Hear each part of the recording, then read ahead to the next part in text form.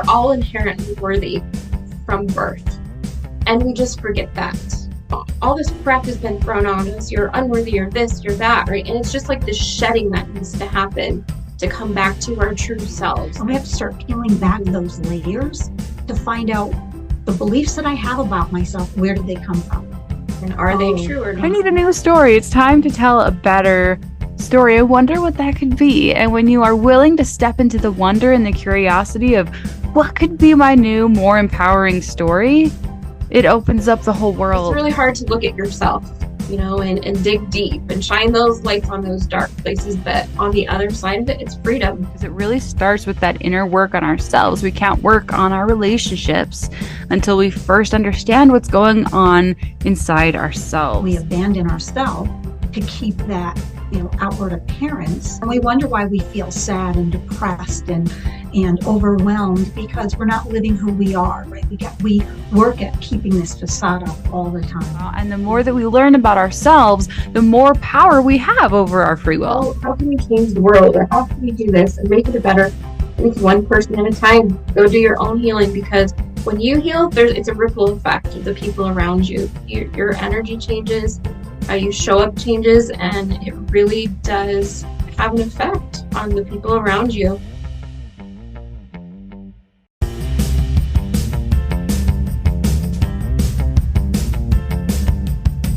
Get ready to love everything I am. All I want to be and understand. 'Cause I won't dim my light for no one. Welcome to Popular, the show that will finally help you be seen and heard, because it's time that you made an impact with your voice. Your voice matters. It's time for you to be seen and heard, and for you to make the difference in the world that you've always wanted to. I'm Carolee Garrison, and I'm here to interview experts on publicity, mindset, leadership, and more, so that we can all discover how we can become our most magnetic selves. At its core, Popular is about knowing your worth, owning your unique superpowers, and using your gifts to make a difference in this world. What it comes down to is that if you are looking outside of yourself to feel important, it will never be enough. This is a journey of discovering your magnetic confidence from the inside out. Welcome to Popular. Hey everyone, welcome back to the Popular Podcast. Before we get started, I have to say happy Thanksgiving. I hope that you have the most beautiful plans, and even if you don't, there's always so many reasons to be grateful. Even when this season doesn't look the way that you expected it to, there's always something so beautiful around the corner, and I think hope is so important. And knowing that nobody has perfect, ideal plans, we all just get to find beauty where we're at and in the moment that we're in. So I think today's episode is really perfect for this time of year, because we are going to deep dive into inner child work, into talking about the mother wound and how the way that we were raised and the way that, our childhood affected who we've become today.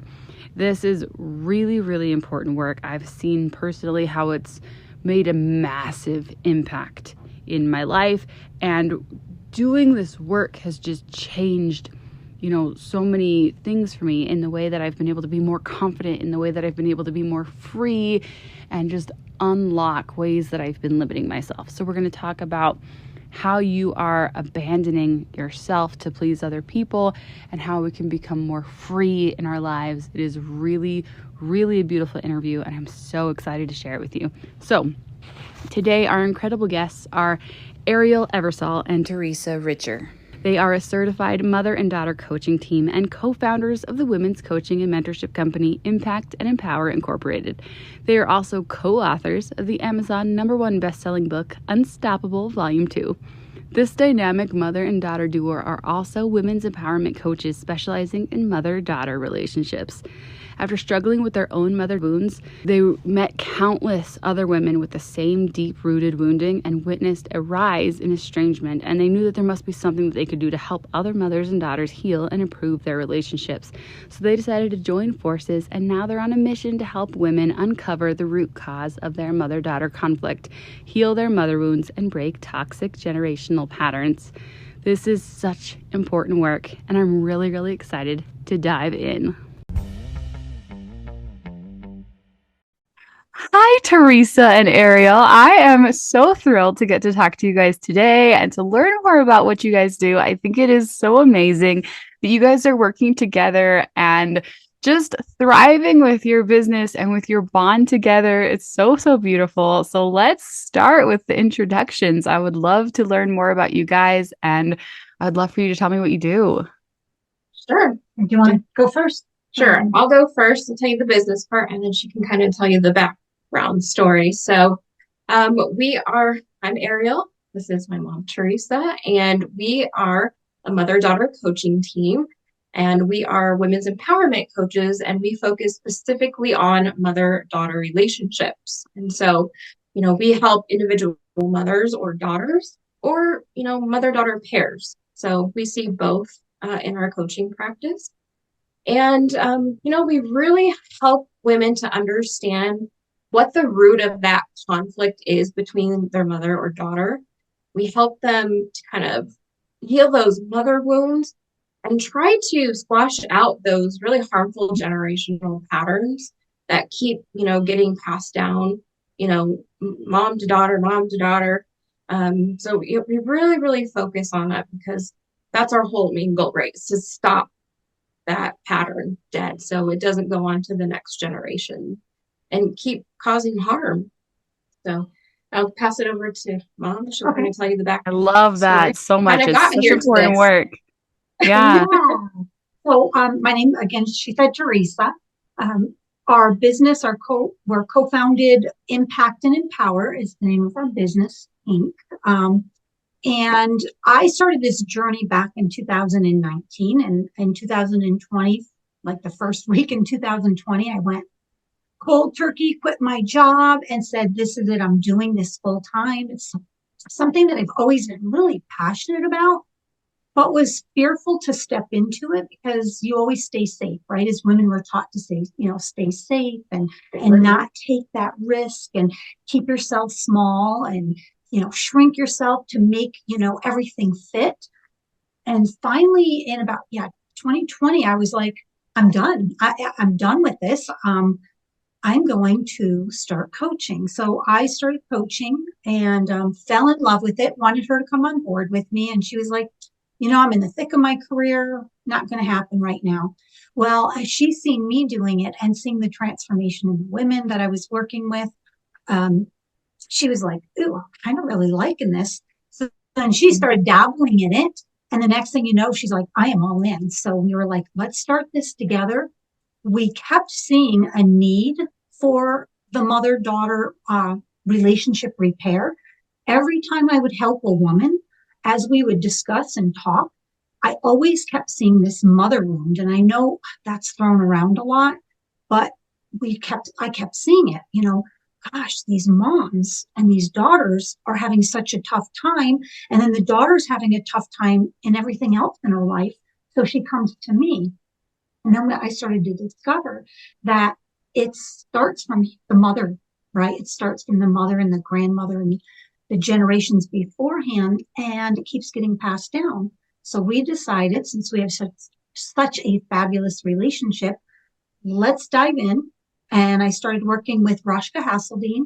She is a pioneer in the study of women and mother and daughter relationships. So that landed us here. Yeah. So it's been a fun ride so far. And, last year we decided, to join forces. I think in March of 2023, we started our business together. And yeah, it's been a fun and crazy journey so far. And, we're just so excited to, see all the women that we can impact. So yeah, it's been a fun ride. What an amazing topic and an amazing journey that you guys have been on. I just finished reading Mother Hunger over the summer, and it is absolutely so powerful, so life-changing to start to understand the impact that our mothers, especially, but our parents in general, have on ourselves as we grow up and as we become the people that we become. Those generational influences cannot be understated, but we don't tend to begin to understand that until we look into it. Yes. Well, she's basically our mother, right? Because we emulate her, because we're the closest to her as far as like being like she's going to be. So we don't realize how much of a foundation that we have is really our mother's foundation that was created. And, we lose a lot of our own authenticity because we try to emulate and be like mom and do what pleases her. So a lot of times until we're older, do we realize that, our true authentic self is a little bit hidden behind mom. So Yeah, she teaches us what being a woman is supposed to be. Yes, so she's like then we that try, template for us. yeah, so we try to fit ourselves into that mold. And then as we grow, is there a certain age that you have found, like 30s-ish, that women start to go, wait a minute? Or is no, there, it's actually getting sooner. yeah, We're seeing 22-year-olds that are like, Mhm. I'm getting out of, I'm out of the house and things don't feel right. But yeah, I'm going to say, average age, maybe 22, 24. A lot of those are amazing. discover something's not right. I'm not feeling right. I'm not feeling fulfilled or comfortable in my skin. I keep myself small. And that's when they start having that conflict. And two, I think also at that time, because right, they're getting out on their own, they're finding their individual self, they're kind of taking the world by storm. It's kind of like their first outing. And I think mom, right, she's still trying to keep her finger right on them a Yeah. little bit too. And so they've got like this battle going on, right? They're kind of wanting to keep that attachment and closeness to mom, but they're also wanting to individuate and kind of live their own life. And so, yeah, we've been seeing younger and younger, but I would say the majority of women that come to us are probably in their 30s and 40s. And it's mostly the daughters that come. And because I think, for the moms, right, they're of older generations like my mom. And back, in her generation, right, they didn't have access to all of this, right? You swept your problems under the rug, right? You didn't express this. You didn't talk about things, and especially, you would never talk bad about your mom, even if she's, abusive or a terrible relationship, you don't speak, negatively of your mom, right? You got to respect her and just take it, and so a lot of moms don't come to us because of that, because there's, a lot of shame and guilt built around that, and what maybe they did do to their children to wound them. And so we do see a lot of 30 and 40-year-olds coming to us. And the beautiful thing is, though, we'll start working with the individual daughters, but then she starts changing. And, she's not as reactive. She's showing up differently, right? She's starting to set boundaries. And so mom will be like, what's going on here? My daughter is really shifting and changing. And sometimes mom will come in. She's like, whatever you're doing, I want to be a part of. And so they'll come together and they'll both heal. So it's a beautiful thing to see. Oh, I love that.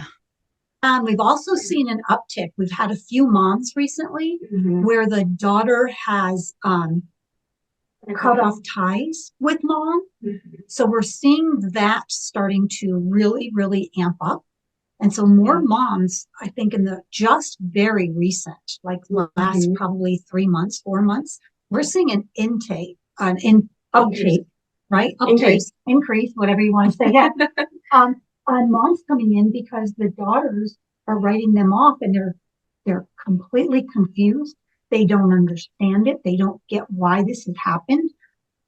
So there's a lot of estrangement happening, and it's just like rampant right now. It's insane how much estrangement is going on. And they're like, I want to be in my daughter's life, right? I want to be in my grandchildren's life. And so they're coming to us trying to figure out what's going on and how to get help and try to start repairing that relationship. If daughter's on board. Sometimes she's not, sometimes she's completely just, nope, She's done. done. Others, we can work with moms to kind of make that contact, but only once she's, been through her healing and, she's not going to be reactive. She's not triggered. Then we can kind of help them, in that process of reaching out. Yeah, there's so much to dive into here. And I just love this work, because as we learn to, like you were saying, not become so reactive and to work on ourselves, because it really starts with that inner work on ourselves. We can't work on our relationships until we first understand what's going on inside ourselves. So I want to start maybe with shame. And what does shame have to do with all this? And how do we better understand this shame cycle and how we can break it within ourselves first and then within relationships? Well, I'll start on the mom part and then you can take over. So I think it's more shame on the mom's part than it is the daughter. Moms are, I think because of the generation again, right? There's a lot of shame. Yeah. And, oh my God, I'm being confronted with, I've been a bad mother, so bad that my daughter's walking away from me, right? She's cutting me out of her life. So there's a lot of shame, I think, more on the mom part. And she's more apt to kind of sit back and not take the lead. And she's just at the point where shame takes over, really. Shame takes over, and she's not going to air her dirty laundry. So it takes the daughter, I think, more stepping up to the plate to get mom to help. Yeah. That she needs. To say like, this is a problem and it needs to be fixed and maybe we need help. Absolutely. And yeah, and again, shame on the daughter side, and from that perspective, a lot of times, from ages 0 to 7, right, we're learning all about the world, right? We're a big subconscious, wide open subconscious. And, a lot of times, right, when mom's wounded, right, you talk about the mother wound, right, there's like this lack of mothering or this deficit of mothering that happens due to those mother wounds, right? Those beliefs, those identities, those patterns that are passed down, harmful patterns that are, passed down generation to generation. And so when mom shows up in her wounding, right, she's seeing the world and she's interacting with her daughter through her lenses of, abuse or trauma or wounding or whatever happened in her past, right? And so she's full of shame, right, from her past. And so she's passing it, she's projecting it onto her daughter, right? Mom is so angry, she's never gotten help for her wounding, right? She's never started the healing process. And so that would be shameful to get help. Exactly. So she's just spewing anger and shame, right? She's projecting it onto daughter, and daughter's thinking, at that age, our frontal lobe, is not, developed. And so we don't have that higher level processing. And so what we do is we internalize it. Well, it must be me. I must be bad. I must not be good. I must not be worthy, right? And that's where those wounds start. And because we internalize mom's wounds. And so that's why so many women with the mother wound, right, they have this deep-seated feeling of complete unworthiness, lack of self-love and self-esteem. And they have this sense of something is inherently wrong with me. And so that's when it all starts. And so, yes. As you progress into adulthood, you continue to operate on these systems, all these beliefs and things that weren't even yours. We take it as our own and we try to operate in this adult world on these childlike programs. And no wonder, we can't get anywhere and we're, spinning in circles. And so it's like that outdated software in a computer. We've got to go in and update that. And so we work on the conscious of changing those programs out. So yeah, absolutely. I've seen shame do so much damage, and I've seen a lot of it in my own life, and I've had to face it in, I feel like, a unique way, but like also, is shame ever really unique? I feel like it's something everybody has to face. And the way that I've seen it is like, we have these societal expectations of like what families are supposed to look like and what people are supposed to look like, and even more what women and mothers and motherhood even is supposed to look like. Your kids are supposed to do what you say, and you're supposed to have this pretty happy family where everything goes a certain way. And I got married at 18 and started having kids, and all three of my kids have special needs. They're all on the autism spectrum. They didn't do what I said. They didn't want to wear the pretty Sunday clothes. They would chew on their Sunday ties and like mess up, color on their clothes, right? And it didn't look right. It didn't look the way it was supposed to look. And I fought so hard against that because it wasn't appropriate, which was the word that was stuck in my brain from the time I was really little. Must look appropriate, right? It's Yeah. such a facade that fight. Yes. Yeah. Make sure it looks good.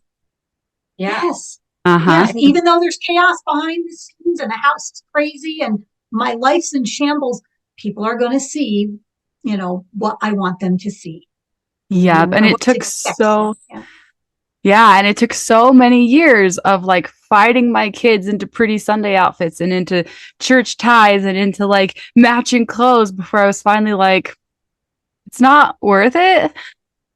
Mhm. And like tearing myself away from that appropriate facade and like realizing that like authenticity is like better in so many ways.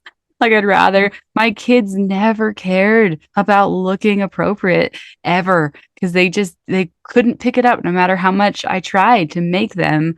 They didn't care. My daughter picked it up a little bit, but my boys were like, whatever, mom. No worries, no cares. But you could see that so strongly how that like affected me from my mom of like looking right and what you're allowed to wear to church and what you're not allowed to wear, and like how we as women have to show up and make our families do the things that look good in society. And that was just how shame like showed up for me so strongly.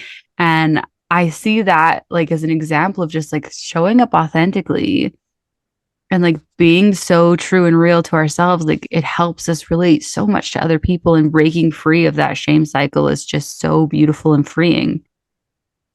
Absolutely. Yes. It's a big thing, right? We're so ingrained, right, with those programs or ways to operate as women, right? We got to show up this way, and our kids have to be this way, and I have to be this type of mom, and I have to be this type of wife, right? And when we're not doing that, then we have the mom guilt, the shame, all of it. And so it's like we're held to this, standard that's just like impossible as women, and it's just, it just does so much damage. We learn to self-abandon, right? We self-abandon ourselves, what we want, what we think is right, what we love, what we're passionate about. We abandon ourselves to keep that, outward appearance first and foremost. And that status quo. And then we wonder why we feel sad and depressed and overwhelmed because we're not living who we are, right? We work at keeping this facade up all the time.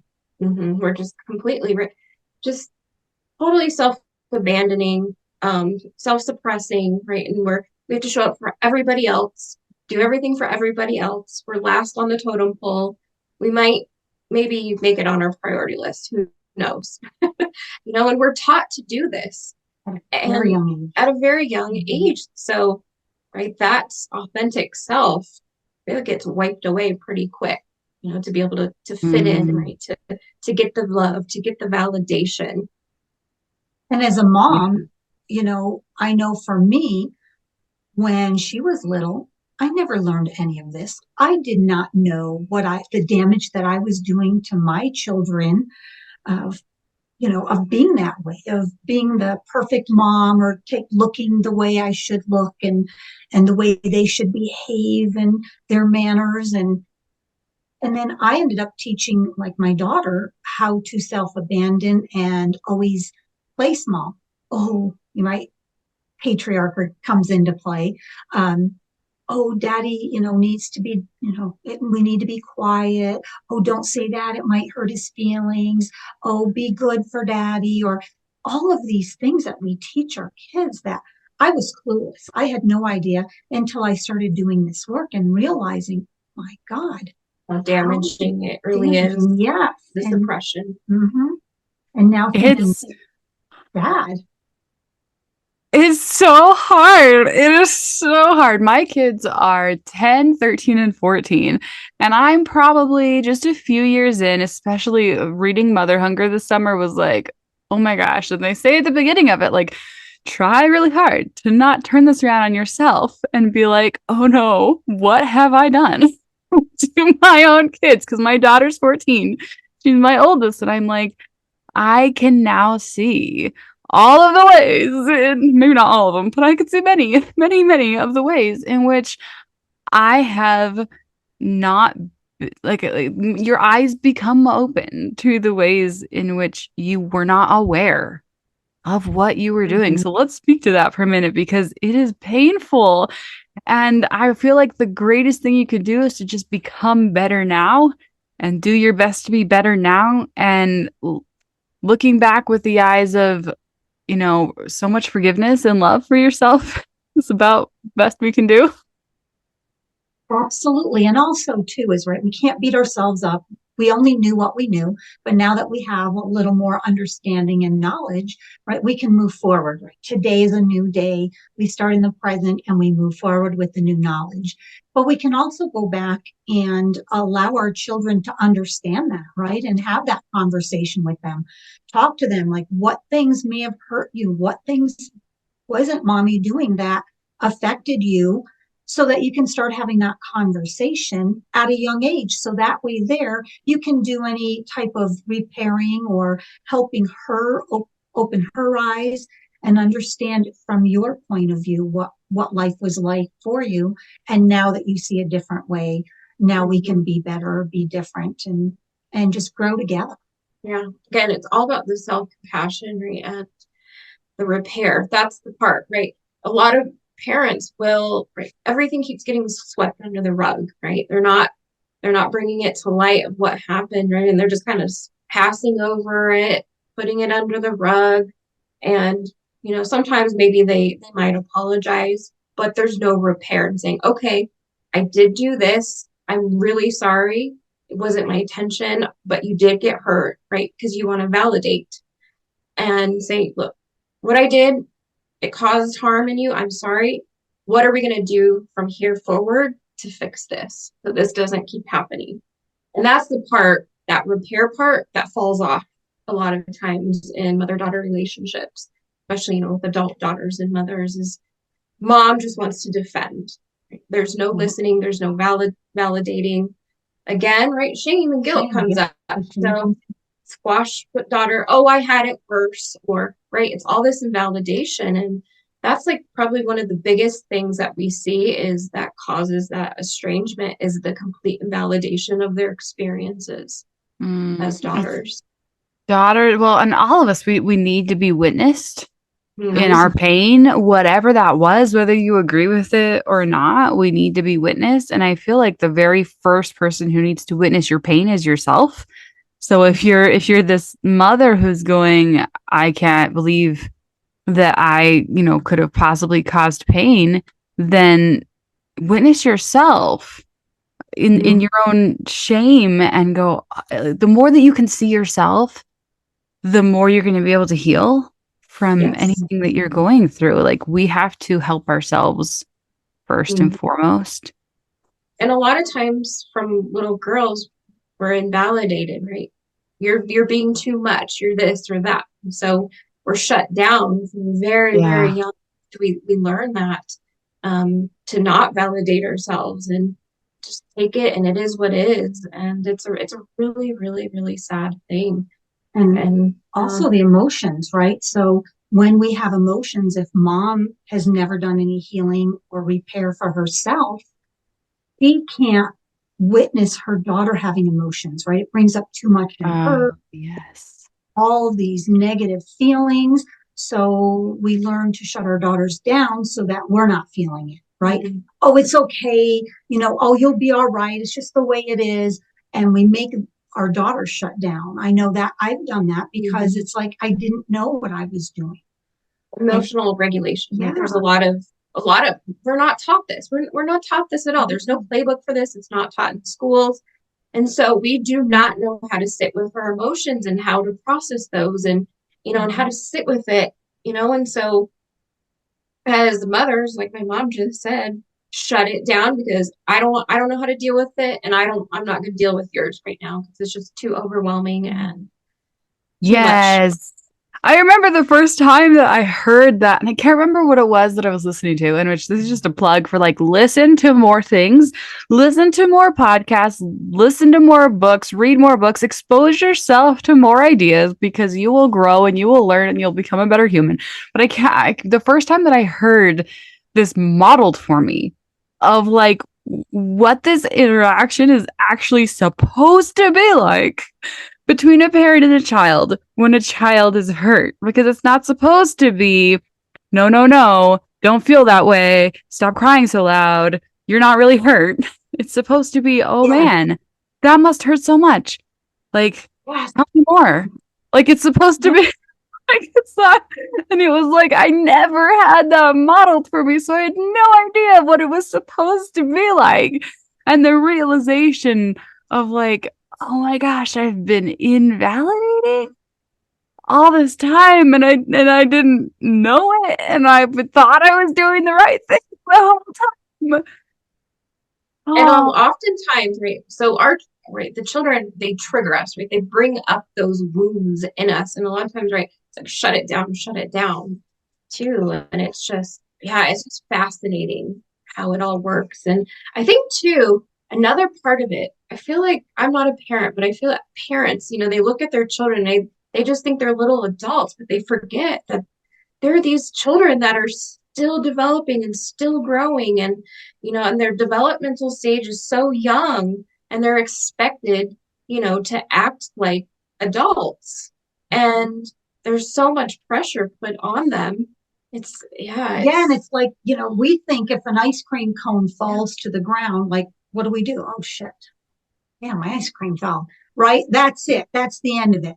For a child, it's the end of their world. That was my ice cream. I wanted that. I needed that. It meant so much to me. And they go into this complete meltdown, and we're like, what is wrong with you? Mm-hmm. We're not looking at it from their little age, right? That means a lot to them. So we just have to take a step back and think, oh, right, that means a lot to them. They don't have all the experiences we have of being hurt and knowing what that's like. So to them, an ice cream falling on the ground is hurtful. It's a big deal. Yeah. And we don't see that. Yeah. And I have 3. And I can tell you one thing that has been really, really interesting that I've noticed as I've been kind of studying emotional regulation and who triggers who, is I've noticed that one of my children triggers me the most, and one of my children triggers my husband the most, and one of them is sort of neutral, and our most disabled one is the one who's neutral. He's the one who's in the middle, although he kind of triggers both of us because he tends to scream at us the most. But it's really interesting how it's the one who's kind of the most, I don't know, like us, that we're like, no, you can't be like me. Don't be like me. Don't. So then we tend to have like more overreactions. And then so I've noticed like my husband and I have to really like notice each other and be like, nope, that was an overreaction with that. And we see it in each other doing it with the other. Hopefully that makes sense. With that one particular child, as we're like, we have to moderate each other's reactions to the different kids, because we're like, we know that we can't be as unbiased as we think we're being in our brains. And it's something in you that is not healed. Yeah. So it's something absolutely. It's not healed in you that you see in them happening. So that's what triggers you. So that's where you have to really notice what happened. Why did I just get triggered with this? What and where in my life did I get so triggered, or is having this trigger me? So yeah, that's why. And that's like you were saying, the awareness, right? Of learning to become more aware in those moments, like stop and take a second, like, okay, where did I feel this before, right? Usually it's childhood. And so you can sit with yourself, and at that moment, right, give yourself what you need, what you never got in that moment. Is so true. And we reenact the things that came at us when we were kids, and parenthood will teach you more about yourself than anything else will.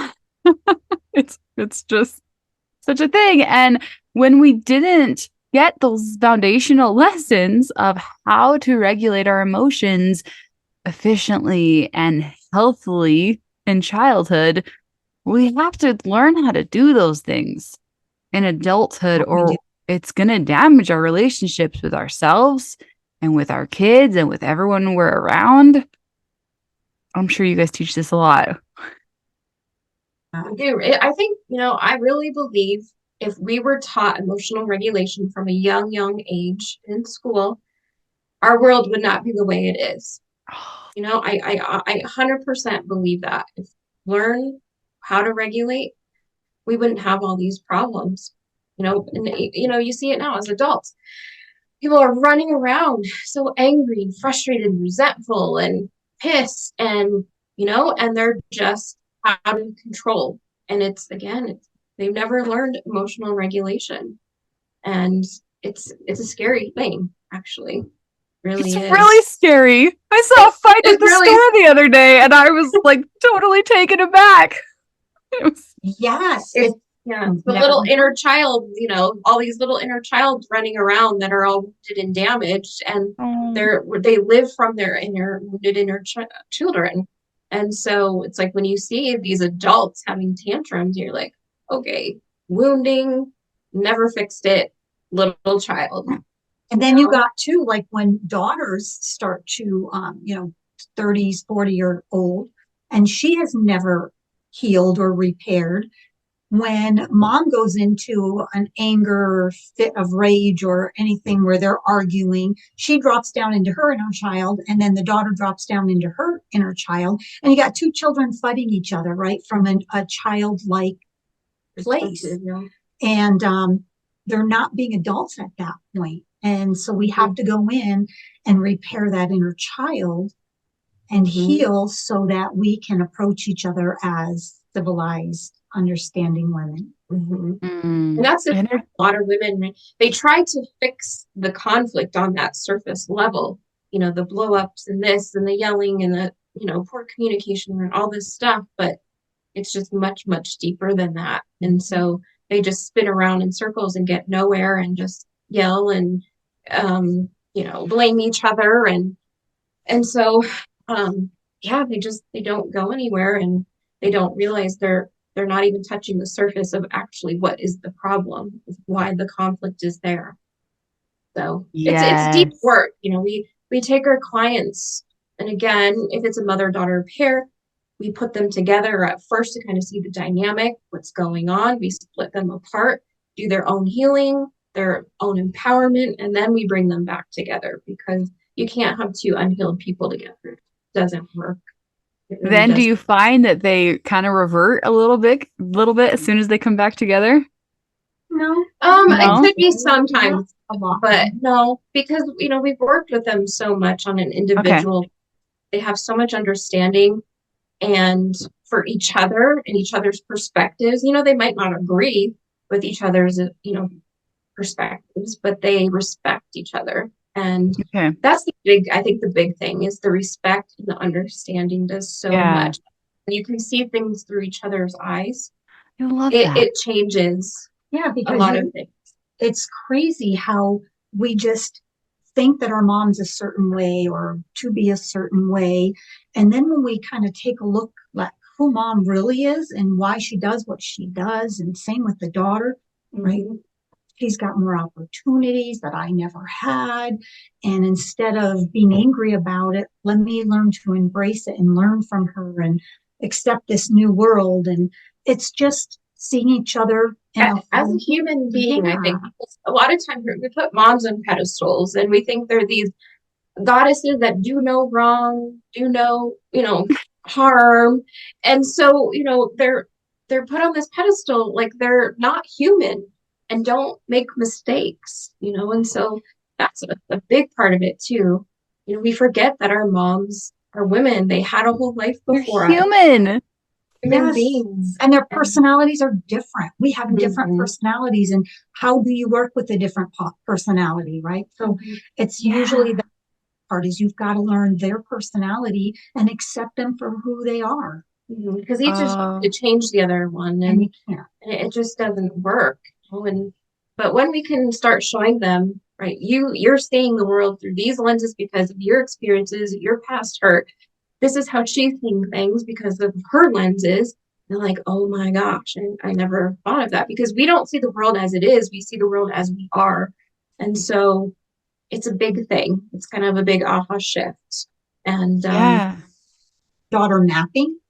So history that way there's a history mapping so that we can see what's been going on generationally in our families. And that also helps, right? It's the female lineage to find out what's being carried down. So why does mom and grandma and all the women before me act this way? I don't want to do it anymore. What do I need to do to stop this? So we will do the history mapping for the women as well, right up front. That teaches them, right, how and what's going on with mom, how and what's going on with daughters. So it really does help. Mm-hmm. That's so beautiful and so amazing. And I love all this. And I ask that because we see this trend of like one person will heal and do all this work, and then they like go home for Thanksgiving. And then they're like, what's happening to me? I don't feel like I'm the evolved person I have become outside of this back home unit anymore. But maybe it's because they're both evolving together, that they're with you guys and your amazing work, that they're able to come back together and still be so much better. And even women that where the mom isn't getting help or vice versa, once you truly heal, when you truly, truly heal and you learn to set up boundaries, what I will accept and what I won't accept in my life, it becomes easier. It's like, okay, and now see how mom is behaving. It's not something I like or want. What action will I take to, make sure that I'm safe, I'm feeling secure, and just let mom know, right? When this happens, I walk away. And each time you do that, mom starts thinking, oh, she's not reacting anymore. She's just up and leaving. And it empowers the daughters. It empowers them to say, I'm not taking this anymore.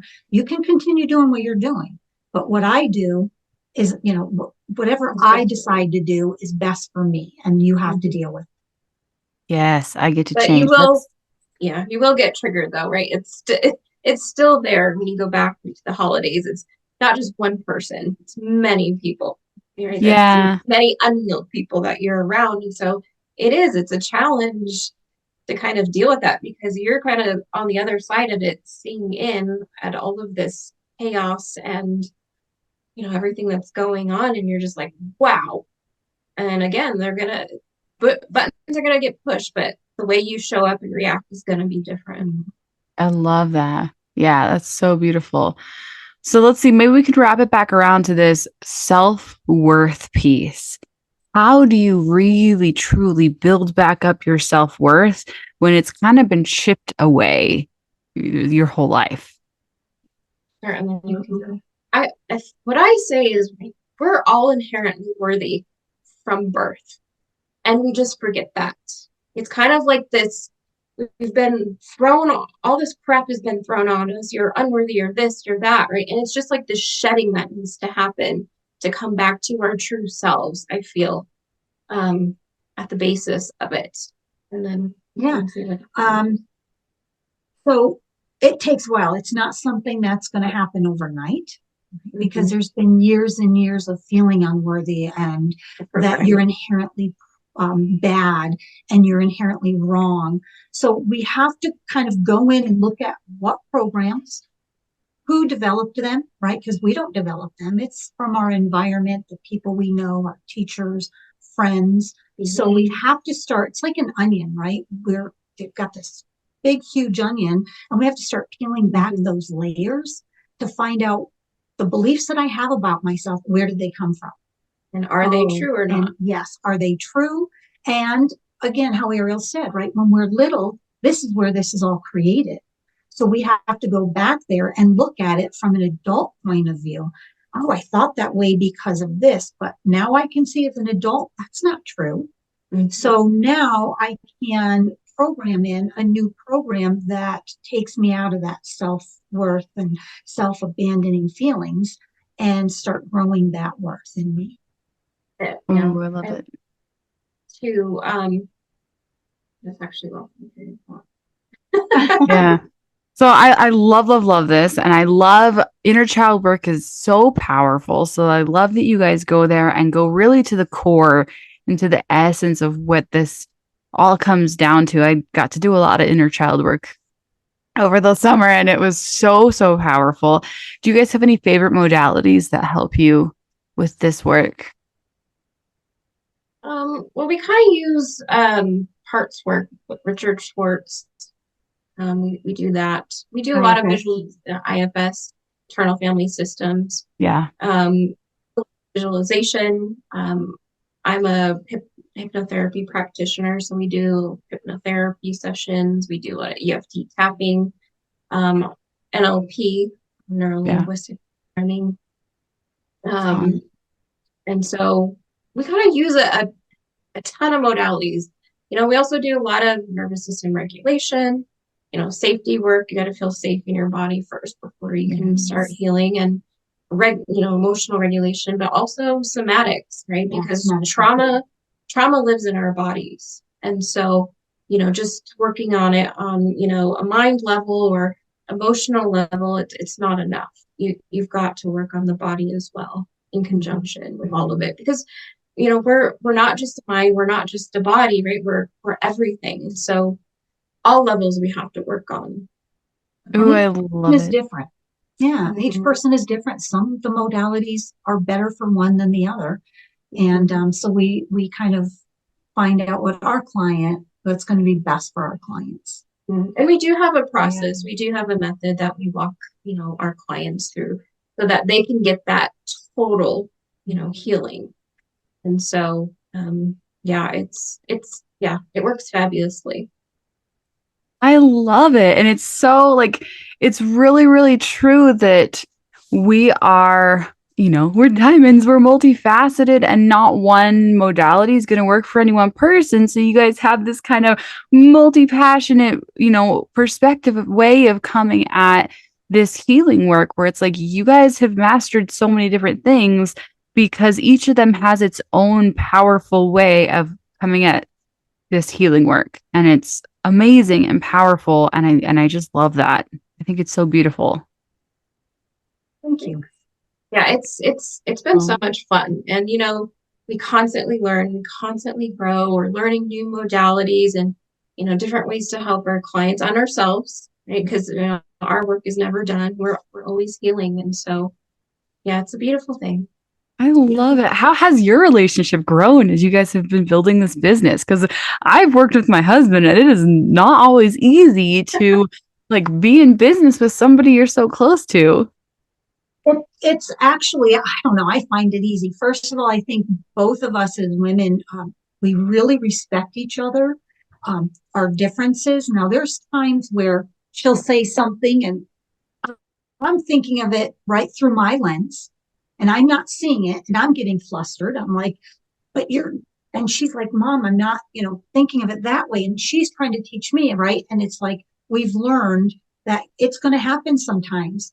And I'll be like, I'm not getting what you're telling me. You have to tell me in a completely different way because I'm not getting it and I need to get it. So we've learned to be patient with each other and understand that we're seeing things from a completely different light and a completely different generation, right? What I know and understand is very different than what she knows and understands. She was living in a different world than I lived in.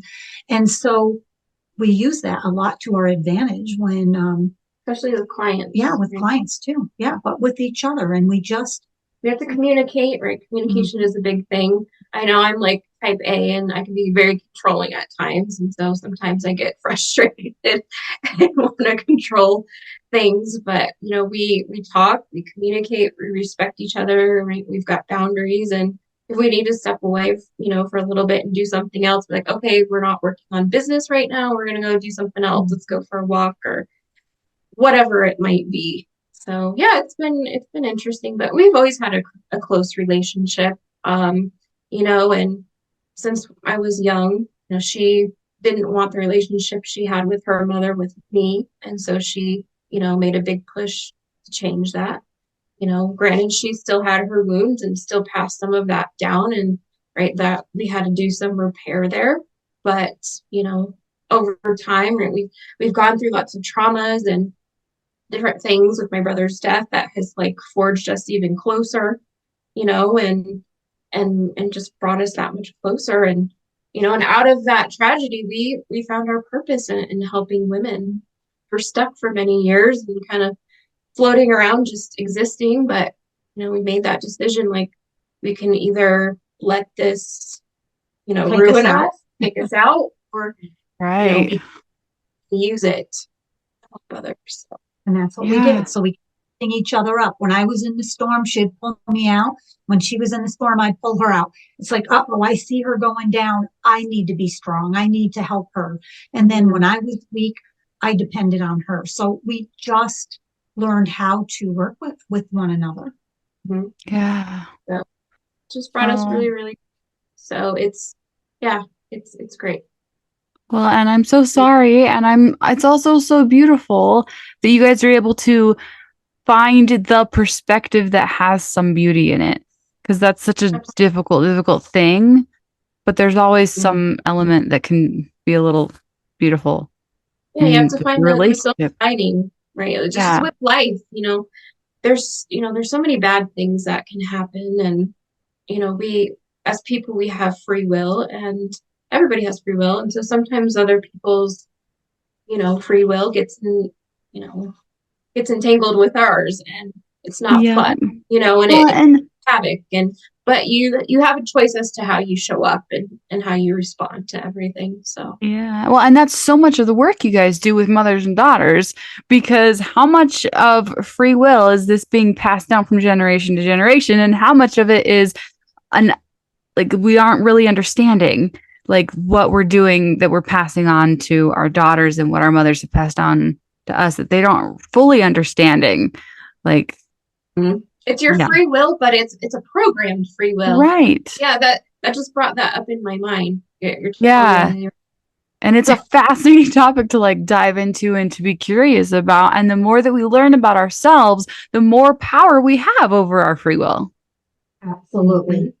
Which We're is not afraid to use it at some point now. Because a lot of times we get so in our victimhood.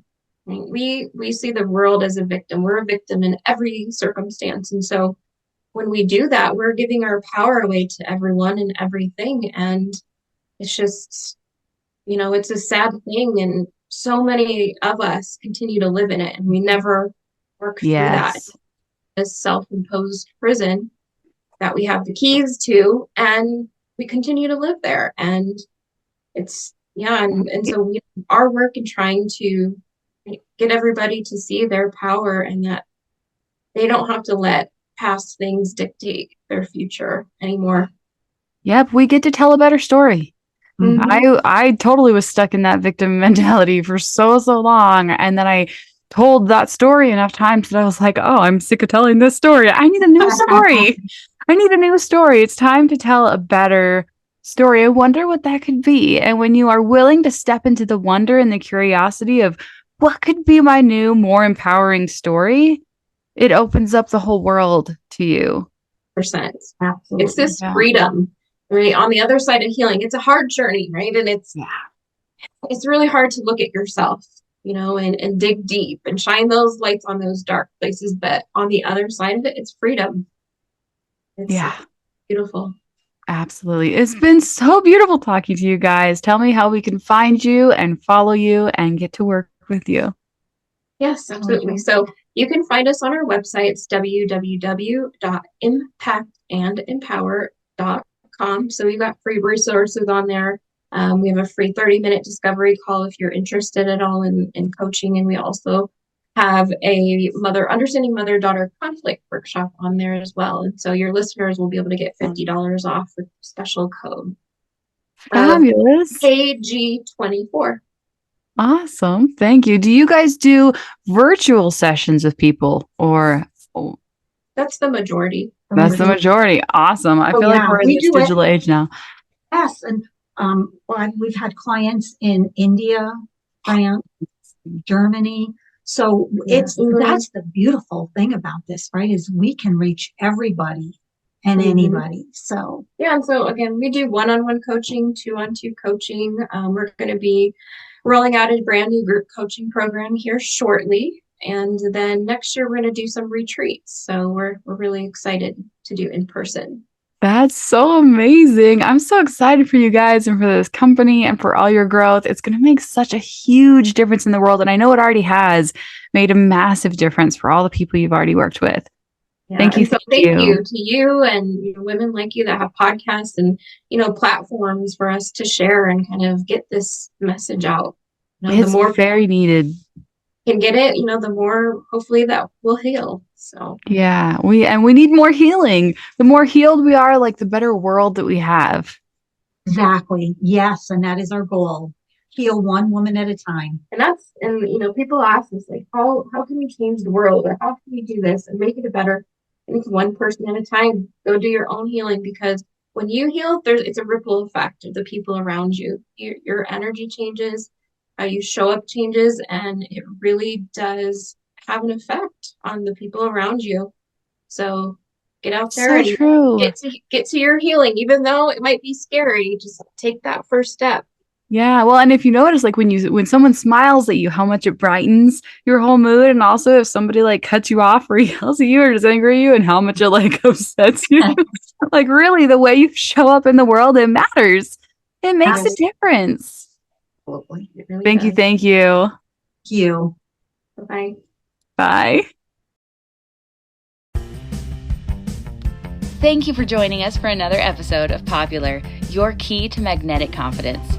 If you enjoyed today's show, please subscribe, leave a comment, and share it with a friend, someone who needs to know how much their voice matters. For more information on booking private sessions with me, as well as my available courses, check out caroldegarrison.com. Remember, when you know your true value, you glow from the inside out. Tune in next week for another reminder of just how amazing you really are.